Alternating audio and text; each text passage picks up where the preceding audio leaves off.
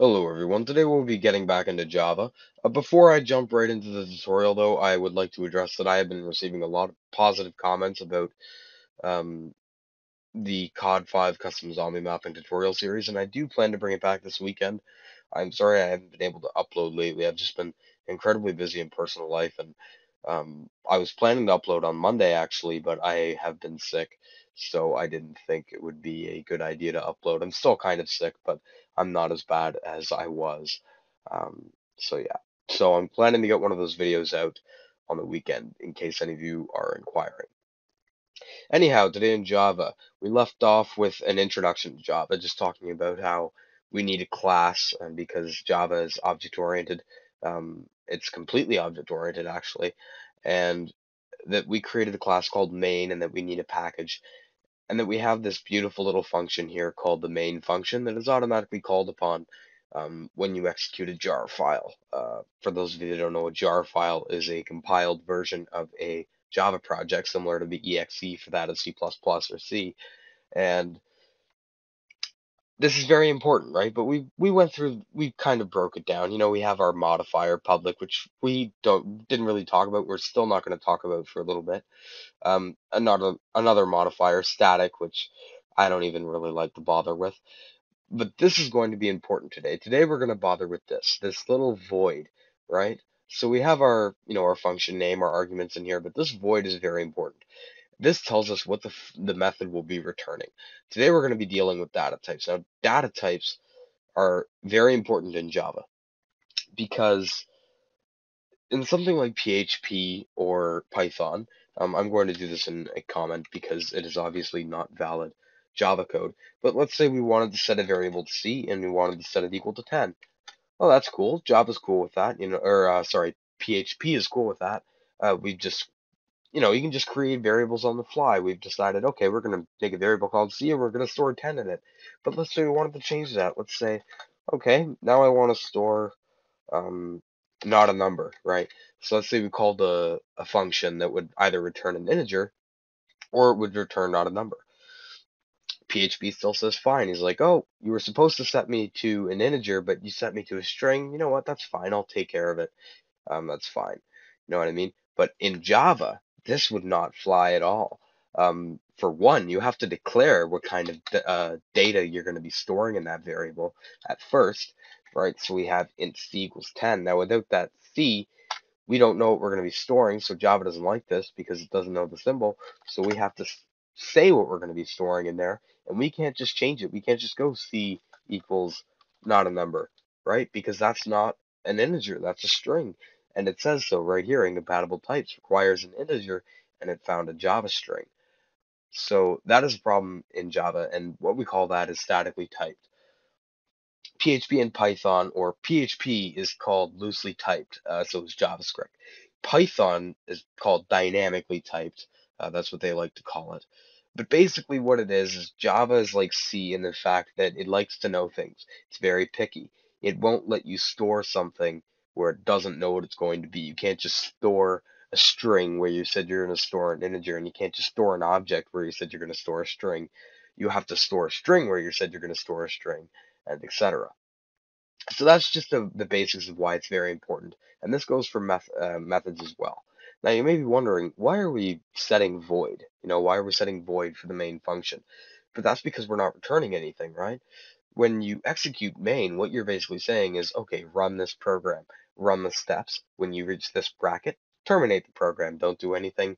The program's finished, right? But you're not returning any information. You're not asking the program to return you an integer. I mean, you could in another method, but in terms of main, you're just asking it to execute a program. You're not asking it to return a specific type of information.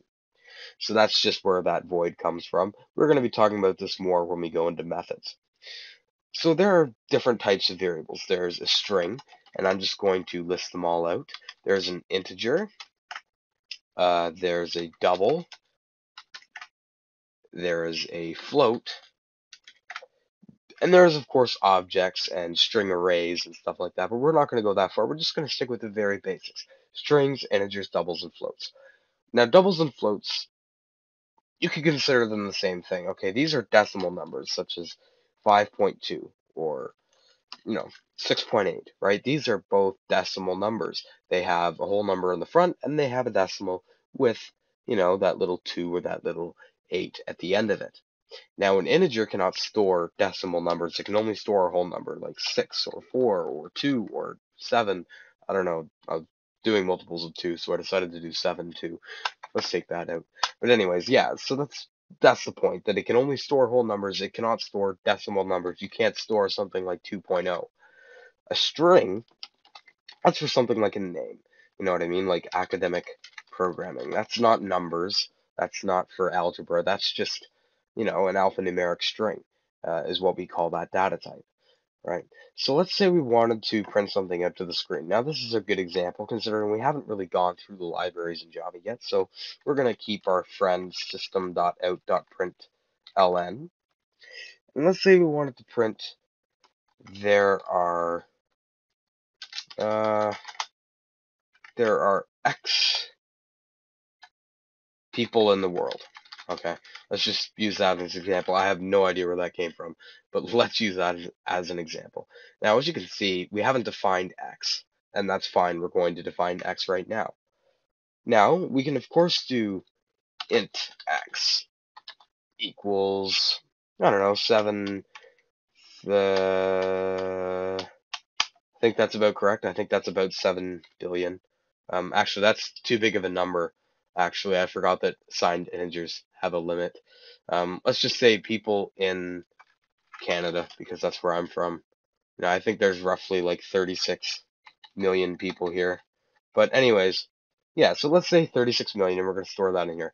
We can go ahead and run this, and it will print there are X people in Canada, or there are 36 million people in Canada. Now, what we've just done is we've done something called string concatenation. And this is okay, and this is interesting, because Java, even though it is picky on data types, it will allow you to concatenate, or concatenate, I don't know if I'm saying that correctly, but combine different data types in something like a print line. You can print a string and a double and an integer all in one line. You don't have to do string, or you'd have to import the library to do that. But you don't have to convert it to a string. You don't have to convert data types to print it out, right? But let's say we wanted to be more precise with something, like this object is uh, X meters tall. Now, obviously, with something like architect or engineering, you don't want like, let's say we wanted it to be 20 meters tall. We don't want something that, bland, 20 meters, you know what I mean? We want something very precise to the decimal, so that's why we don't use integers anymore. We don't want integers, that's too bland. So we can use a double, and we can say X equals 26.0, right? Or 26.72 or 73. I don't know. I meant to put 2, but 3. So when we go ahead and print this, instead of just saying an integer, it's going to print out a double. So that is why we have different data types, because different data types can be useful for different things. For something you want more accurate, you'd want to use a double. And for something that can simply just be a whole number, you'd use an integer. And for something that you wanted to print out a name, like your name is, and we're going to cover all the data types. That's why I'm going through all this trouble. Okay. Now, we can print out your name as 26.73, but that probably isn't your name. So we're going to go ahead and create a string now instead. And we're going to say academic programming. I'm going to use my YouTube name. There we go. So you can go ahead and run this program, and it will basically say your name is academic programming, like it does down here in the console, just in case you ever forget. I hope you guys enjoyed the tutorial. That was basics on data types. Tomorrow we're probably going to get into methods. Methods are basically functions in a class. We call them methods in object-oriented programming. So we'll probably be getting into that later. Hopefully on the weekend I can bring you guys a zombie mapping tutorial video, and I will see you guys later. If you like the video, please go ahead and give it a like, comment any questions or comments you may have. Feel free to check out my Twitter and Facebook page, and yeah, go ahead and subscribe for more videos. I should be active again, since things have kind of calmed down, they will pick up again, but I will try to see if I can squeeze some time in here for these videos as I have been receiving a lot of positive feedback, and I will hopefully see you guys on the weekend.